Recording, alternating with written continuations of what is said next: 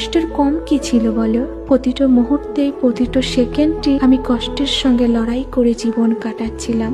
তবে কেন এলে? আমি তো নিজে থেকে কখনো তোমাকে ভালোবাসতে চাইনি, কখনোই আমি তোমার কাছে ভালোবাসার হাত বাড়াইনি।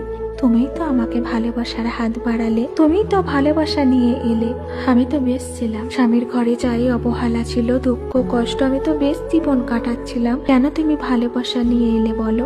হাজারো মিথ্যে ভালোবাসার স্বপ্ন দেখালে, আর আজ যখন তোমার আমি মায়াই ভালোবাসায় পড়ে গেছি, তখন তুমি হাজারো অজুহাত দেখিয়ে এড়িয়ে যাচ্ছ কেন?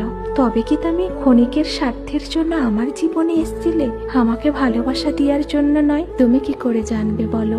কাউকে মানসিক শান্তি দিয়ে হঠাৎ করে মানসিক রোগী বানিয়ে দেওয়া মানুষগুলো কিভাবে বাঁচে?